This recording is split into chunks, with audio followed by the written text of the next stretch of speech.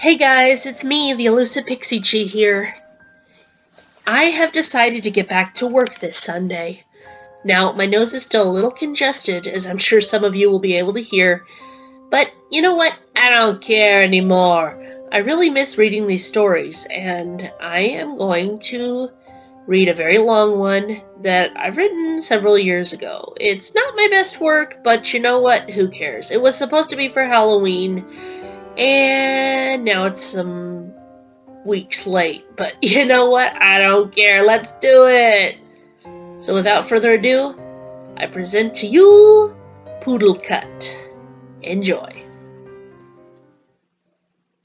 In the summer of 1996, the town of Newport Bay was struck by an odd and grisly phenomenon.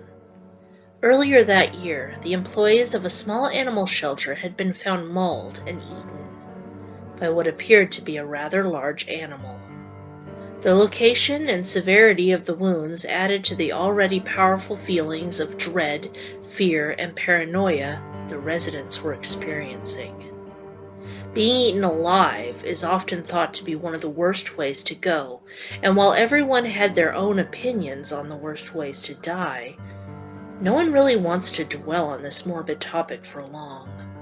Those unfortunate enough to hear the news, or even worse, be at the scene and accidentally witness the bloody corpses as they were being dragged away by paramedics, were no different. It was said to have caused a lump to rise within their throats, and even the bravest of folks had gone sick and pale. But perhaps the most unsettling fact of all was that the animal responsible had never been found. Around the town, paranoia was beginning to take hold. Mothers refused to let their children outside to play, parks went unused, and grown men found themselves looking over their shoulders in sweat-inducing anxiety. All had only one question on their minds: who would be next? Sarah Rose Phillips was an aspiring young student, eager to make her lifelong dream of becoming a veterinarian a reality. She was currently attending a small community college just after graduating high school. It was her freshman year, and she had yet to command the respect of her peers, even though her knowledge and experience far exceeded most of her classmates, or even her superiors. Sarah was a savant when it came to animals, possessing a knowledge beyond that of books and study. Since the time when she was small, she had always had a deep-rooted affinity towards them. Be they cats or horses, birds or wildlife, the girl from that unknown southern town had always been around them. Her father had been a renowned horse trainer back in the rural Texas community, readying the proud steeds for shows around the country. Sarah loved all animals, especially horses, due to this. But the one creature that she felt the most kinship with, the species that she herself wanted to devote the rest of her life to, was the dog. Everything about dogs fascinated Sarah: their unquestioned loyalty, their intelligence, and their warm and loving eyes. Because her father was always consumed with horses, and her mother's bad case of allergies, the young woman had never owned a dog, and she had always felt like her childhood was somewhat lacking for it. This was partly the reason she had never objected when her school had suggested that she enroll in a volunteer program, although such a program would have been easily passed up by the more uppity students. A job working at a shelter that specialized in rehabilitating abused and neglected dogs. Sarah would not be training or otherwise working with these poor souls, but rather be put in charge of the less appealing, yet just as important parts of dog ownership. Cleaning the kennels while the dogs were away being walked, feeding, and hosing down the excrement they left behind. Despite the lack of pay for such a disgusting task, it was oddly one that the young woman relished, because this was sadly the closest that she had ever been to owning her own dog.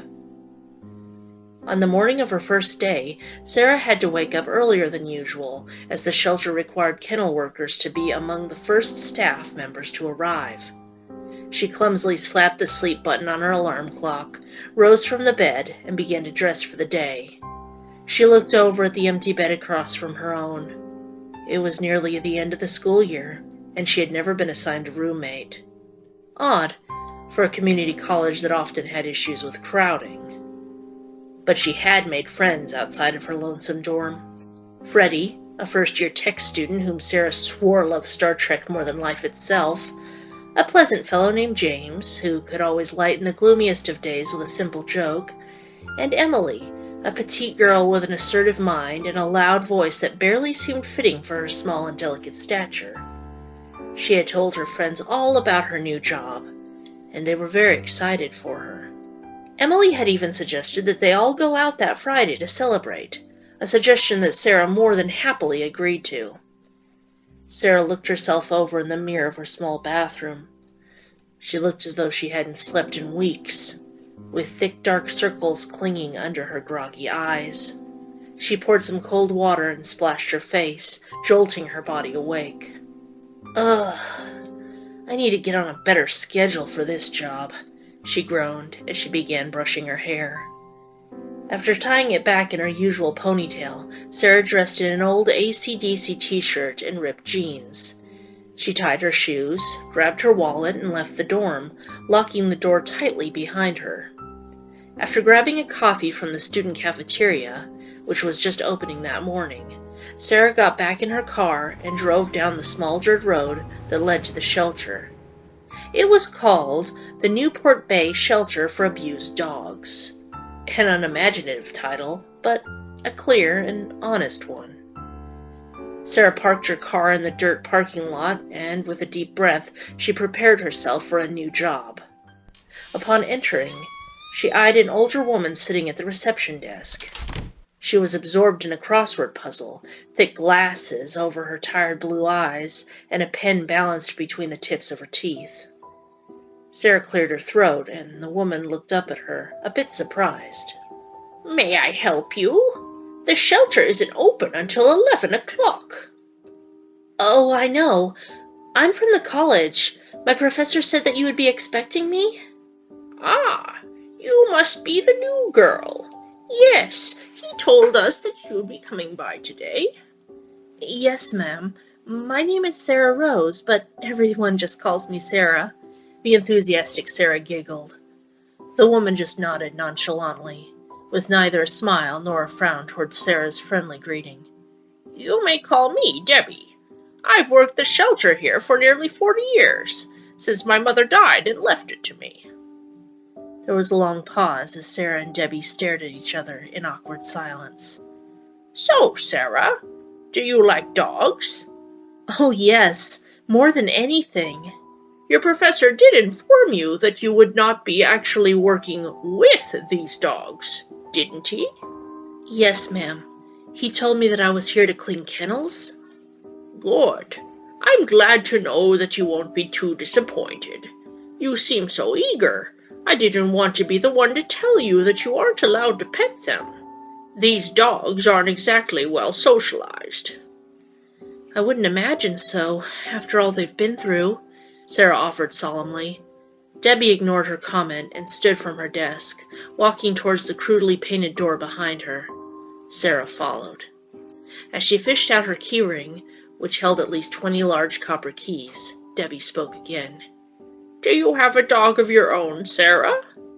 "No, I've never had the pleasure of owning one. At least not yet. I plan on getting one when I graduate for sure." "Interesting," Debbie replied, and pulled the door open. The room was filled with various dog supplies, collars, leashes, and bags of cheap food. As she entered, Sarah could hear several dogs barking loudly. She could also smell the unmistakable stench of fecal matter growing stronger. She scrunched up her nose and tried to keep from gagging. Debbie made her way across the room and tugged on the door in front of her. This one wasn't locked. "You'll soon get used to the smell. After a night in the kennels, this is to be expected, especially from the more damaged ones. Some of them never learned to hold their bowels properly. They were never taught as puppies." The sound of the dog's barking was now extremely loud. It echoed through the dimly lit kennel. Sarah smiled up at a young man as he passed her, walking a rail-thin German shepherd out the door that she had just been through. The dog was covered in various sores and cuts and looked to be in pain. Sarah watched as the animal walked behind the man. It was keeping its leash slack, and its posture was very relaxed, almost content, despite its obvious bad state. "That's Billy. I'll introduce you two later. He's been volunteering here for nearly 6 years now. The dog he's walking is called Crystal. Or, that's what we call her now, anyway," Debbie informed, seeing the way Sarah watched the man and the shepherd. "What happened to her?" "We don't really know. She was brought here by a concerned construction worker about 2 weeks ago. If you think she looks bad now, you should have seen her then. Poor thing was barely alive." "So, she was a stray?" "Or a dump. Sometimes people will abandon their dogs in places where they think that someone will find them. Unfortunately, most of them die of hunger or get hit by cars first. Crystal was very fortunate to be found when she was." "She seems pretty happy with Billy." "Yes, he's never left her side, and now she's sworn loyalty to him. I've asked him if he's considered adopting her, but he told me that he's in it for the cause, and that he can't take home every animal he helps. Quite an admirable young man, that Billy. Most young people would jump at the opportunity of owning a dog like Crystal, but that boy has his priorities straight. He knows he can't afford the upkeep for such a large dog. Who knows? Perhaps it was the thoughtlessness of such a notion that caused Crystal to be abandoned in the first place," Debbie explained. Sarah nodded at her wise words, taking it all in. Debbie smiled at her young volunteer and motioned for her to follow her around the kennels. There were 12 kennels, each marked with a crude and rusty iron number above the barred cage doors. The doors had plastic-coated forms attached to them. Sarah stopped to read one. Pepper. Breed. Lab mix. Age. 2. Information. Given up by owner. Sarah let the plastic sheet drop back over the door and squatted to look into the cage. A medium-sized dog was inside, its dark brown eyes full of happiness and excitement. "Why would they give you up? You're such a beautiful dog," Sarah exclaimed out loud. She wanted to stick her fingers through the cage and pet the dog, especially as it came forward and began to wag its rudder-like tail profusely. Debbie approached from behind and touched her shoulder.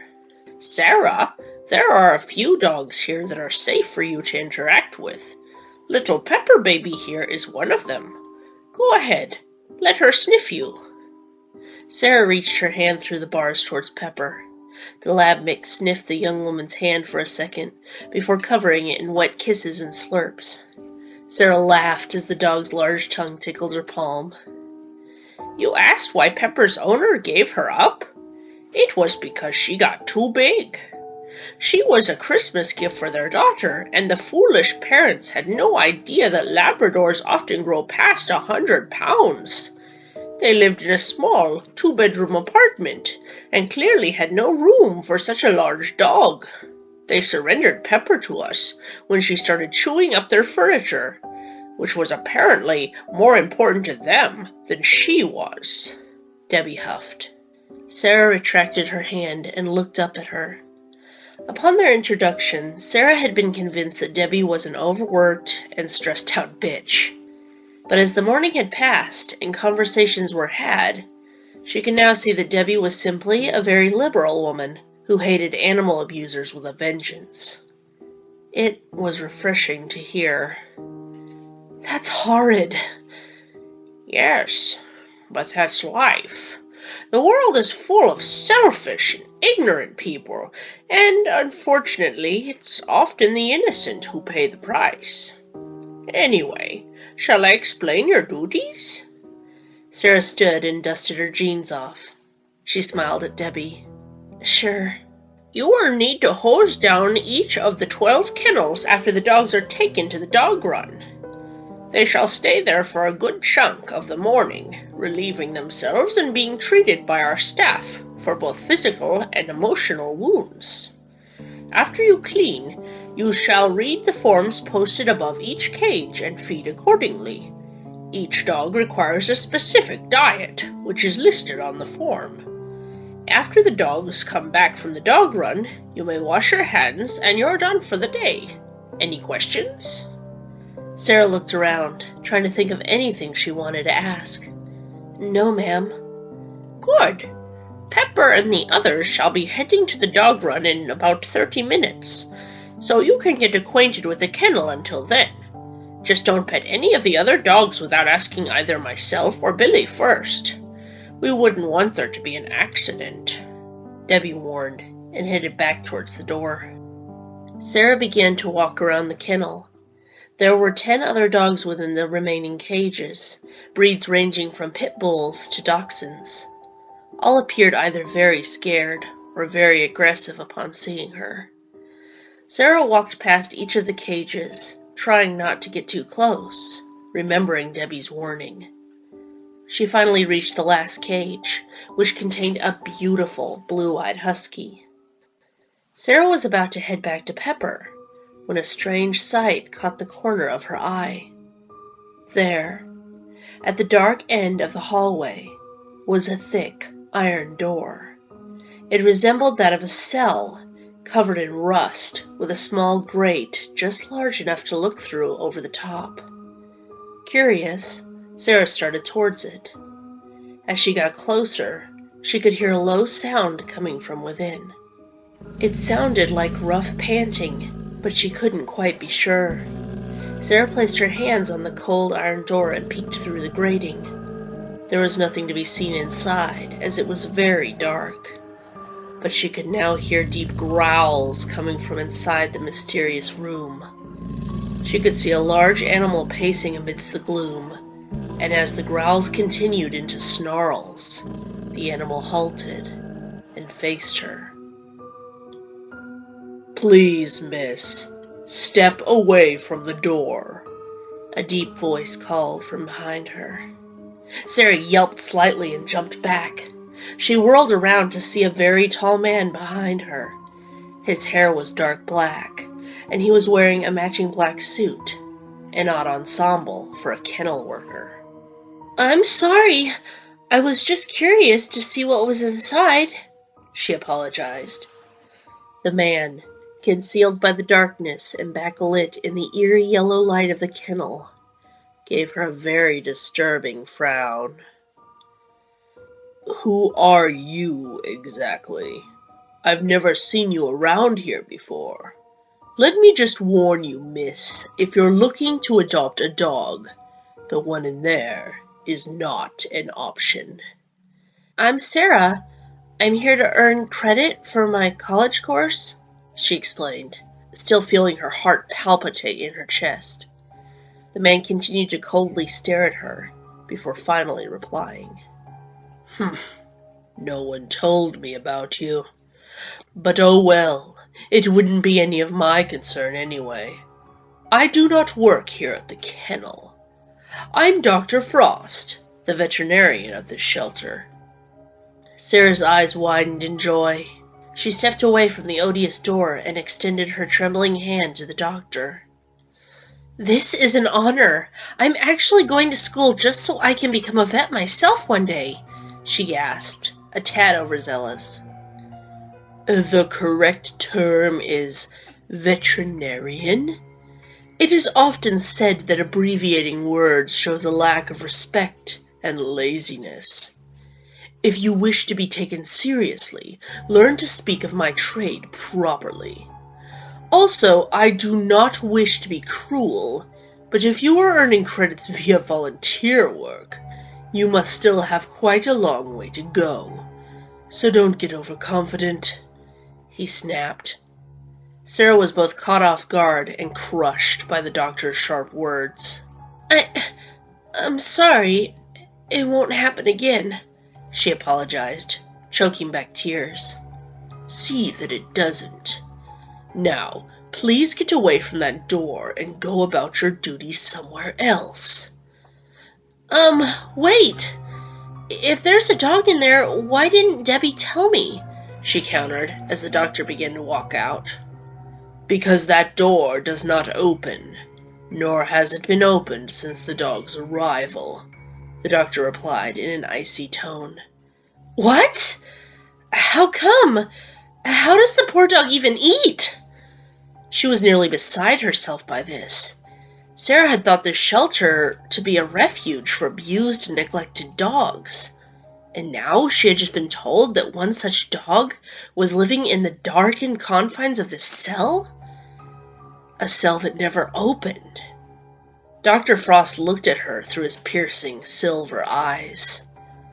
Do not fret over the welfare of this dog. It is cared for by someone else.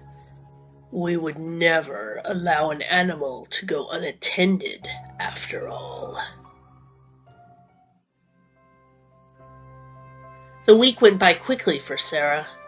She did her duties around the kennel, as well as keeping up with her daily classes and studies on campus.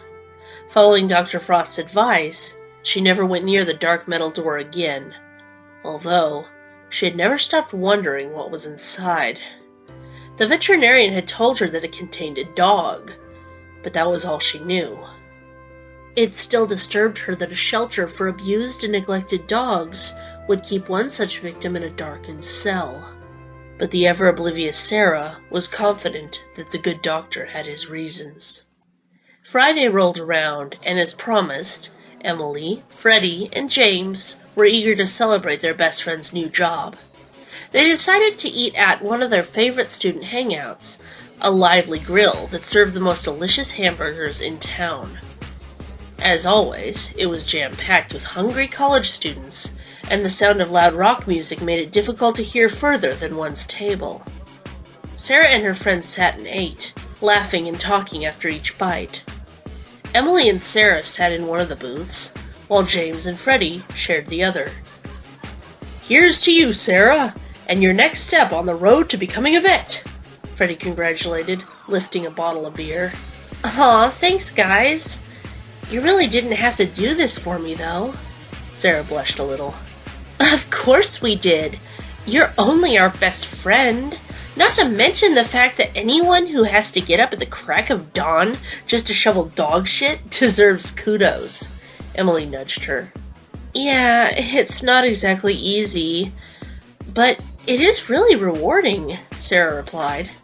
They have this adorable little black lab there, named Pepper. Debbie lets me play with her after I'm done. Hey, you know what you should do? Emily smiled, reaching for a French fry. You should be the one to adopt Pepper. The three students stared at the outgoing young woman. Emily looked at them. What? She shrugged with a smirk. Emily, you know that the dorms don't allow pets. The always responsible James piped up. Of course I know that, smartass.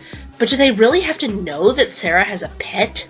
I mean, you don't even have a roommate. Who's going to be there to rat you out, right? No, I couldn't do that. I can't afford a dog right now.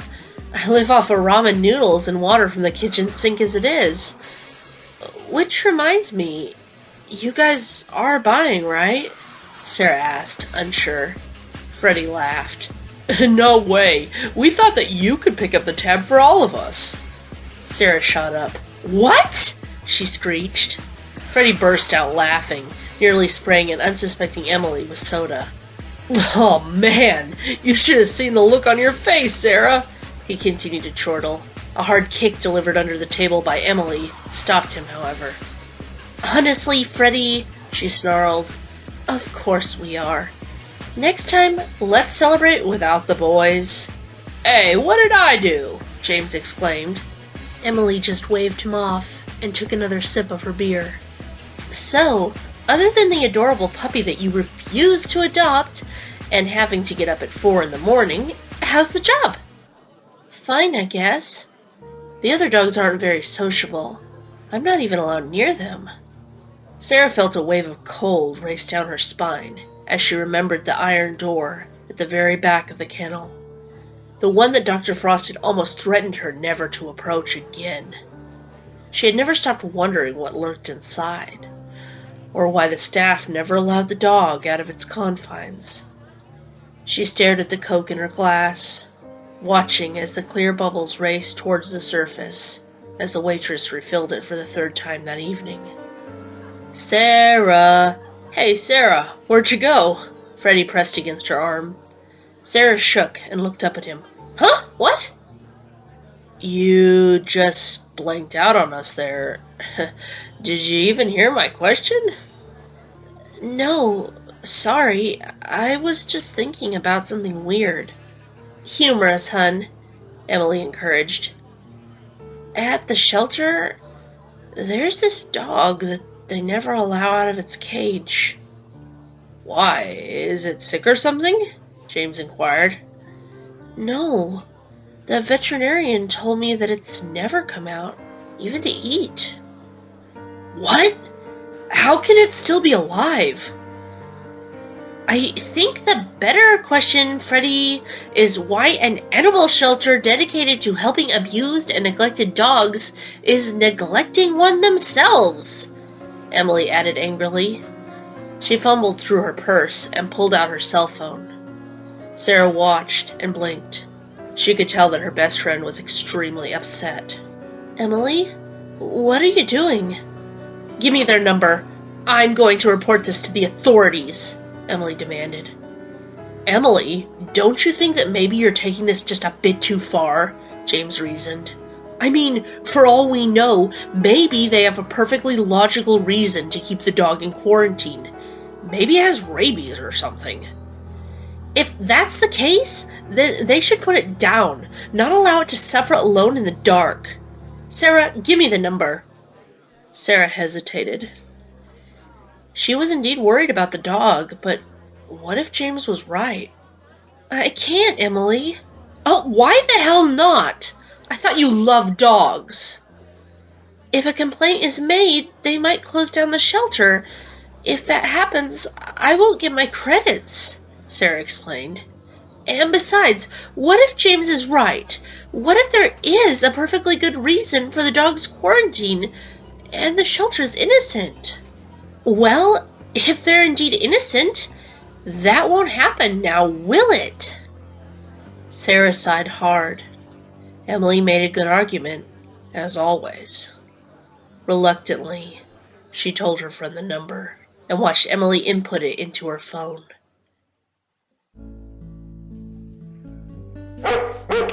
The next week at the kennel, Sarah was just finishing up with Pepper, her favorite. She was playing fetch, throwing a squeaky rubber ball for the dog out in the fenced-off overgrown yard. Pepper eagerly dropped the ball and panted, wagging her tail excitedly. Okay, girl, here it goes! Sarah chuckled, throwing the ball again. It had been a long day, and it was nearly time to go back to the campus for lunch and the afternoon half of her lessons. She wondered if Emily had followed through with her plan to report the shelter, or if her obnoxious friend had merely been full of hot air.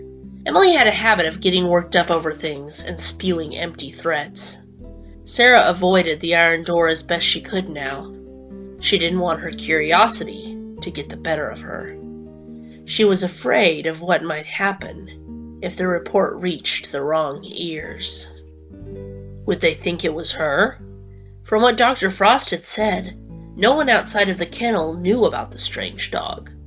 Sarah was afraid that if she spent too much time around the door, the kennel staff would begin to suspect her of the report. She had heard no news of the authorities taking action. Perhaps Emily had just made yet another empty threat. Pepper returned again with the ball. She dropped it down on the grass for Sarah and looked up at her with a hopeful expression, bits of grass and dirt decorating her slimy tongue. Sarah smiled, reaching out to throw the ball again, but a familiar voice from behind stopped her. Sarah! The young woman whirled around to see Bobby, the man she met when she'd started volunteering at the shelter. He smiled at her, dusting some of the dirt from his jeans as he approached. "Hi, Bobby. What's up?" "I just wanted to see how Pepper was doing. There's a lady from Warm Springs coming by this afternoon who might want to adopt her." He smiled. Sarah looked down at Pepper, a tad remorseful. She had grown so close to the lab mix over the last 2 weeks. "Is that so?" Sarah fought to hide her disappointment. She knelt down and tasseled the dog's soft ears. "You're gonna get out of this joint, eh, girl? I bet she takes you the minute she sees you." Pepper barked happily, as if to agree. Inside, Sarah actually felt relieved and happy for her. Of all the dogs at the shelter, Pepper was the sweetest. She didn't belong behind a cold iron cage. None of these dogs did. Except for possibly one. Again, a cold fear enveloped Sarah as she began to think of the mysterious door that held the 13th dog. Maybe James had been right. Maybe there was a perfectly good reason for the animal to be contained. As her mind began to wander further, more disturbing possibilities presented themselves. What if the dog was rabid or aggressive? She shook her head. If that were the case, wouldn't they just put it to sleep? She must have zoned out again, because she didn't hear as Bobby called her name. "Sarah?" Yes?" She shook, jerking upright to meet Bobby's concerned expression. "You okay?" he asked with a warm grin. "Yeah, I've just had a lot on my mind lately," she explained. "Your schoolwork?" Sorta," she lied. Sarah began to pet Pepper again. Should she ask him? Maybe Bobby could tell her more about the 13th dog. She took a deep breath and looked at him. "Bobby, do you know anything about the dog they keep behind that iron door?" Bobby paled in the face, and his usually cheerful disposition turned to a hardened freeze. "Yes," he replied quickly. Sarah blinked. "Isn't that a little vague?" she teased, concluding that the young man was being kept just as ignorant to the story as she was. But then, to her surprise, Bobby looked around, almost as if he felt like he was being watched. He leaned into Sarah and put his arm around her. The girl pulled back, unsure. "What are you doing?" she screeched. "Just bear with me. Pretend we're kissing," he whispered through strained teeth. Sarah was about to object, but the solemn look in Bobby's eyes told her that something was very wrong. Whatever he wanted to tell her was of the utmost secrecy. She did as she was bade, leaning in close to his face. Bobby turned his head and began to whisper into her ear.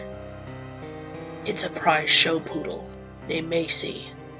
She once belonged to a prestigious woman, the CEO of a major corporation. Have you ever heard of Meaty Morsels?"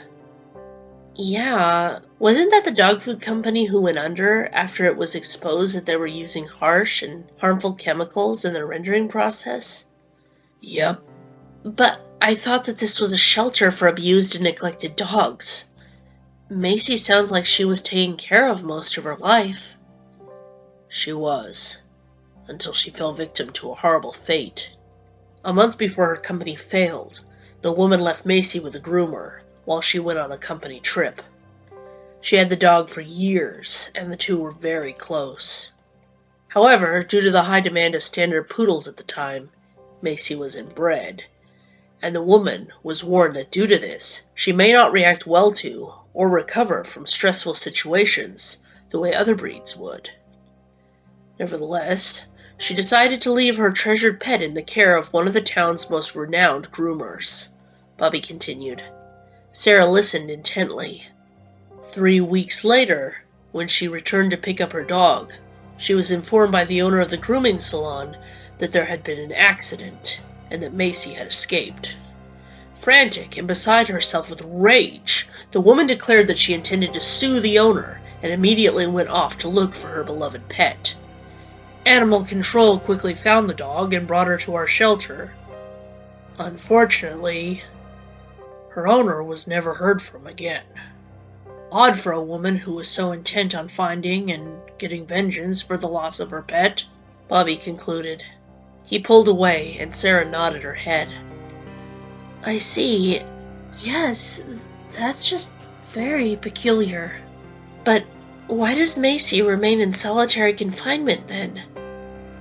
She's a bit unstable after all that has happened to her.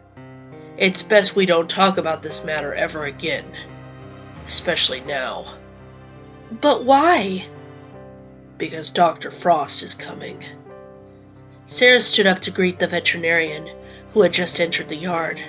Bobby, get Pepper back into her cage. The potential owner will be arriving soon, he growled in a raspy voice. Yes, sir. Bobby whistled for Pepper, who came prancing up to him. He affixed the leash to her red collar and led her back into the kennels. Sarah was about to follow along behind when Dr. Frost cleared his throat. You stay here. Sarah stared up at him. His eyes were icy and dark, and very unsettling. Yes, Dr. Frost? Debbie received a phone call this morning from a very angry young woman. She was enraged over number 13's condition and state of living. She threatened to call animal control on our shelter. Sarah's palms began to sweat. Damn it, Emily, she thought. Fortunately, proper precautions have been taken to keep the authorities away. However, I can't think of anyone who would be cold enough to try and get a perfectly good shelter for needy dogs shut down. His head blocked out the sun, casting a chilling shadow over Sarah. The veterinarian leered deep into her eyes. Can you? No, can't say that I can, she shrugged. Dr. Frost snarled. I see. Sarah turned and started back towards the kennel door. She swung it open and entered. Just as she passed the first two sets of cages, she heard the kennel door slam behind her with a loud clang. She jumped, startled by the sudden noise. Dr. Frost rushed in from behind and made a mad grab for Sarah's sweatshirt. She screamed and tried to remove it, but it was too late. The crazed vet pulled her into a headlock and began to drag her deeper into the kennel. Don't bother to cry for help. Nobody can hear you. Bobby and Debbie are both assisting Pepper and her potential owner. It's just you and me, he growled. Sarah didn't care. She continued to scream and yell for help as Dr. Frost pulled her ever closer to the dark iron door. Number 13's cell. Sarah couldn't believe what was happening. Dr. Frost pulled her onward until the ominous rusty door came into view. I warned you the day we met, Sarah, not to trouble yourself with this dog. But you just couldn't listen, now could you? He sneered. Sarah winced as he tightened his grip around her throat. Reaching into his coat pocket, Dr. Frost retrieved a set of very old keys and stuck one of them into the keyhole on the door. The door opened with a metal screech, and the veterinarian forced Sarah inside. With a hard slam, he locked the door behind them. Peering out across the darkened room, Sarah could feel her heart begin to pound as she spotted the lone creature pacing just mere feet from where she was standing. Dr. Frost began to chuckle madly as the dog halted and stared right at her. This time, Sarah could see it clearly. It was a standard poodle, about 2 feet tall. The creature slowly made its way over to where Sarah and Dr. Frost now stood. Bobby was indeed brave to give an outsider such as yourself so much information. I was careless to leave those records just lying around on my desk. Debbie sees something in that boy, but I can't tell you what it is. The kid's nothing more than a snoopy little thief, if you ask me. Sarah began to perspire as the yellow light filtering in through the cell door began to accentuate the mysterious dog's features. The first thing she noticed were its eyes. The two white voids were quite possibly the most chilling thing she had ever seen. The left eye was consumed by insanity, staring blankly and never blinking. The right eye had no pupil, but rather was an empty orb of mucousy yellow. The way the remaining eye bulged especially troubled Sarah. She had seen this before in class, during a video about pets that had undergone abuse, and how to treat them for their injuries. A disturbing realization came to her. This animal had been set on fire. Dr. Frost remained calm and continued to speak. But Bobby didn't tell you the entire story. How could he? For only I know it. Macy. The dog was an absolute and unfixable mess. Sarah shrieked in terror. This wasn't how poodles were supposed to look. This wasn't how any dog was supposed to look. Her fur was mangled and clumped in bloody patches. The nails on her paws were uncomfortably long, and her dew claws protruded deeply into her leg. Her plaque-coated teeth protruded from a misshapen jaw, which appeared to have been broken in the past. Sarah was horrified to find that the dog had no eyelids and no lips. She shrieked when she saw that Macy had the lifeless, bloodied body of a young puppy clenched within her jaws. The puppy was limp with its eyes wide open, as if it had felt unspeakable pain and terror before meeting a grisly end. The twisted creature approached Sarah and Dr. Frost at a heart-droppingly slow speed, its every step obviously painful and uneven. Blood from the puppy corpse dripped to the floor with every step Macy took. She never broke eye contact as she made her way across the room, madness and hunger blazing in her intense, unblinking stare. Sarah was frozen in terror. You see, Meaty Morsels was a dog food company owned by my ex-wife. The official word was that it was closed for using harmful chemicals in the rendering process. Truth is, pet food companies don't care what's in the food, as long as it's cheap and easy to come by. I'm sure as a veterinary student, you know exactly what I'm talking about. Dr. Frost grinned down into a mortified Sarah's face. He pulled out a large hunting knife. But Meaty Morsels was probably the least picky of them all. The reason why they got shut down was because they were adding the human remains of unwanted people to their kibble. Unwanted people? Yes. Criminals, homeless, hospital waste. The list keeps right on going. That bitch was rolling in it, while I barely scraped by in comparison.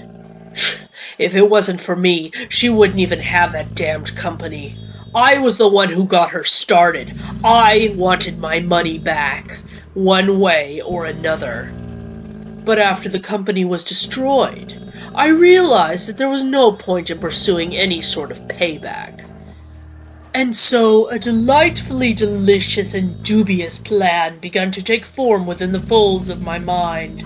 I paid a good friend to orchestrate a little escape down at the groomer's where my foolish wife had left her prized baby. After the dog escaped, all I had to do was move in and take it for myself. It took a bit, but eventually I managed to persuade Macy into eating just about anything. It's really quite amazing just how far their love and instincts will distort to fill their aching gut. My ex-wife found that out the hard way. Isn't that right, Macy? Did you enjoy the way your mommy tasted? Did you find her agonizing screams as delicious as I did? He motioned in the direction of the twisted canine. I continued to secretly pay the staff of Meaty Morsels, those who had been giving the company human remains. Only they were to render said goods directly to my shelter. Unwanted human remains. All to be fed directly to Macy. Sarah could hardly believe what she was hearing. She pushed away and finally was able to free herself. "You're disgusting! Why would you do such a thing?" Dr. Frost smiled grimly at Sarah. "Poor girl. And you honestly thought you'd be a veterinarian one day. All great doctors, be they for animal or man, must always have a strong and passionate pursuit towards science. I had my reasons, and revenge has served my purpose well. Now I have a dog that, in all respects, is one of a kind. Don't you think that's a worthy goal, an admirable one might even say? My Macy is very unique. Which is exactly why I've brought you here, Sarah. If you haven't already figured it out, this shelter is nothing but a front for my research and experiments on Macy. Everyone's in on it, whether they want to be or not." "Even Debbie? But she seemed to hate animal abusers like you." "She does. I swear that it's killing her to keep working here. But she knows what'll happen if she quits." Sarah closed her eyes as she felt a hot panting on the back of her hand. Macy was sniffing her, as if trying to tell if she was edible or not. Dr. Frost laughed. "I think she likes you, Sarah." He pulled the 6-inch blade free from behind his back, and his demonic grin widened. "But she'll like the way you taste even more." He lurched forward, trying to stab Sarah, but the limber young woman dodged and grabbed the handle of the cell door. She was horrified to find it locked. The mad veterinarian laughed maniacally as he attacked her again. This time, he managed to nick her arm, causing a small trail of blood to trickle out onto her sweatshirt. Instantly, Macy sniffed the air and closed in on Sarah. She tried to shoo the dog, practically begging for Macy to go away, but to no avail. As the dog reached her, it opened its mouth, letting the lifeless puppy fall to the floor of the cell. The putrid stench of rotten flesh filled the young woman's nostrils. Sarah's face turned a ghostly shade of white as Macy locked her insane eyes with those of the young woman. "Dinner, Macy. Enjoy." Dr. Frost coaxed his abomination. Just as Macy was about to take a bite out of Sarah, the cell door swung open. Sarah whirled around and was beside herself to see Bobby, out of breath and panting. "Come on!" he yelled. Sarah heeded his command, fleeing the cell. Dr. Frost lunged at her again with his blade, but Bobby slammed him back against the wall of the kennel, causing his arm to slam against it with a snap. As the bone shattered, his hunting blade embedded itself into his chest. He slid down the door to Macy's awaiting feet. "No, Macy, be a good girl," he begged the starved monstrosity. "No!" Sarah felt like she was going to be ill as she watched the anthropophagous poodle tear open his stomach. His bloody entrails sprawled out across the kennel floor as the other dogs barked and growled. As Macy fed, the veterinarian writhed in agony, reaching out towards the beast as if still trying to shoo her off. Bobby grabbed Sarah's shoulder, causing her to yelp. "Let's get out of here!" The two ran out of the kennel exit, where Debbie was with Pepper. The older woman looked the two up and down. "What's the matter? You two look as though you've seen a ghost." "Where's Deb?" "Macy. She's loose, and she's killed Dr. Frost," Bobby explained. Debbie clasped tightly to Pepper's leash, and Sarah watched as the blood left her face. "We must get out of this place! Quickly!" She ran out the front door of the kennel and motioned for Bobby and Sarah to get into her car. They did as they were bade, and Pepper hopped between them in the back seat. Debbie got into her car and started the ignition. Nothing. The car refused to start. "Come on!" the old lady grunted, trying again. Sarah screamed as Macy appeared in the doorway of the shelter. Her maw and chest were soaked in blood. She snarled and lunged at Debbie's car. Clawing and biting at the windshield, Macy tried her best to get to the right human beings within. Debbie tried to remain calm as Pepper barked and Sarah held on to Bobby. Finally, the ancient car started, and Debbie slammed hard on the brakes, sending Macy flying. The dog hit the pavement hard, but reluctantly got up. She looked at the car once, before loping off into the surrounding woods. As the car sped away down the little dirt road, Bobby released a pent-up cheer. "It's over, Debbie. We don't have to live our lives under Dr. Frost's thumb anymore. It's finally over," Bobby rejoiced. The wise Debbie looked the youths warily over in her review mirror. "No, it has only just begun. That thing is loose."